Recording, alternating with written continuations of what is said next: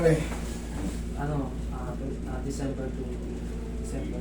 Nakaraan taon lang, December o last year pa? Last year, 3 months. 3 months old. Okay. Ano ngayon ang nararamdaman mo? Sagdan, masakit? Normal walk, sa takbo? Saan siya masakit? Normal walk na masakit lang siya minsan pag ano. Normal walk, may masakit na. Sige, higa ka dyan.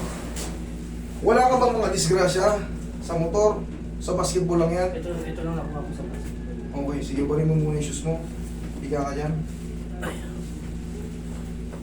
3 months. Siniself therapy ko siya kasi Hindi kaya. Hindi kaya. Yung mga pinapanood ko sa YouTube na. Kailangan talaga, hindi titikin pa muna yan. Tsaka pag nakikita ko yung mga matitwisted na hinihilo ko, pares na nararamdaman. Sorry, yes. Sige. Pag ginanito ka, idol, Ito kaya, pero pag sinagad mo na kaya masakit. masakit na pagka nilagyan ng diin. Okay. Okay, pag ganito, okay yung ganyan. Pag ganito, Yan, masakit. yung pag ganito ang masakit. Sige. Pag ganito, tsaka yung padiin. Yung padiretso, medyo konti. Pero ang pinakamasakit yung pag ganito. Okay. Kailangan, Natulog siya pag ano eh. Tumutulog siya. Ini-stretch ko. walang problema sa clicking. Gaya ng sinabi ko sa inyo nun. Walang problema sa clicking basta walang pain. Pero pag tumulong siya at masakit, may pain, problema. May pain niya sa O yun, may problema. Mali yan. Kailangan clicking lang siya. Eh, tatandaan niyo yan. Kasi maraming pagkakataon nangyayari sa katawan natin yan, yung mga clicking kahit sa mga daliri, sa paa, sa tuhod, sa siko, sa mga ganito, sa leeg, sa balakang. Pero, basta, nakakakilos kayo na maayos, walang pain. Pero pag lumagutok siya, may pain, paayos nyo, mali yan.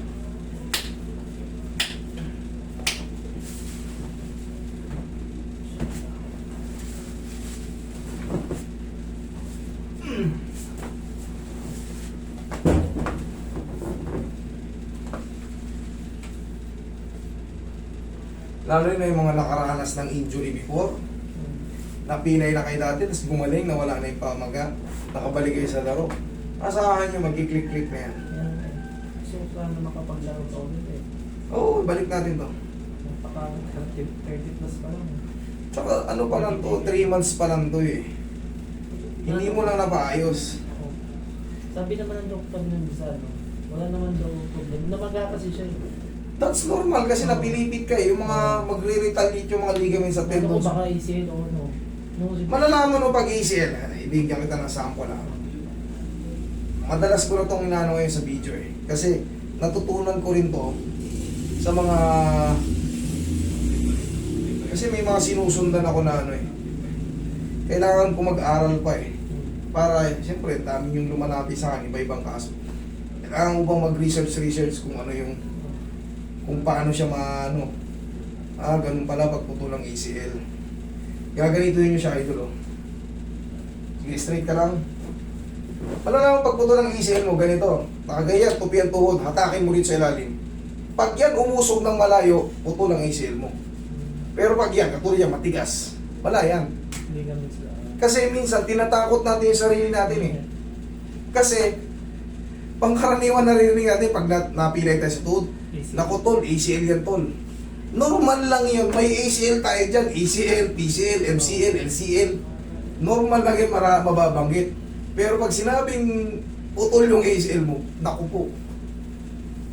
Huwag naman sana. Hindi ka na makakatalon. Ang tagal ng process bago maghilom yung tuhod mo na mawala yung tudong sakit. Pero pag nawala yung sakit, hindi ka na makakatalon na kagaya ng talon mo dati. Kahit sa mga hagdan-hagdan, malambot na yung tuhod mo. Ito ulit ulitin ko. Paano pag-check ng putol ng ACL? Ganituhin nyo. Nasa take nyo. Pag yan, ito, humiwala yung tibial bone, umusog ng malakas ang angat, gumagalaw, putol na yung ACL nyo. Relax lang. Tingnan sa mo to. Sipa mo. Sapa. Very good.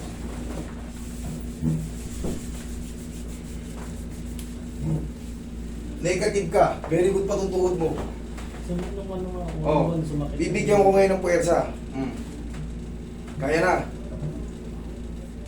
Kaya na. Pag ganito. Oh, kaya na. Medyo may sakit na. Medyo may konti. That is normal. Pero, pahinga muna ng mga ilang araw. O sabihin na natin 2 weeks. Back to the court ka na. Okay? Kanya, lakad ka. Yeah, ganun. O, kaya mo na. May pain pa ng konti, pero mas kaya na. Ano? Okay, that, normal lang yun, ika ka. Normal lang yun na mayroon pang pain ng konti. Kasi, kumbaga, china-challenge mo na yung pinakadulo eh. Siyempre, may swelling yan. That is normal. Pero, nung nakaraan, hindi mo naman kaya to, di ba? Ngayon, kaya mo na. Pero may pain pa ng konti. Hayaan mo lang makapaghilom kasi ayos na yung twisted knee. Tsaka kanina, pag ginanito ko, masakit na kagad. Eh ngayon, kahit ibaba ko, mas okay na. Okay? Mag-knee support ka lang idol, tapos saplos-saplos mo na ng pauto. Okay na yan. Yung pag ano ka, tuloy-tuloy ka ng therapy ko na. Wala na, ano therapy? Yung pag ano ka, para lumakas na ulit yung muscle. Bike! Mag-bike ka. Okay? Yun lang. Sige, thank you. Thank you. Wala ka ng therapy nga ano.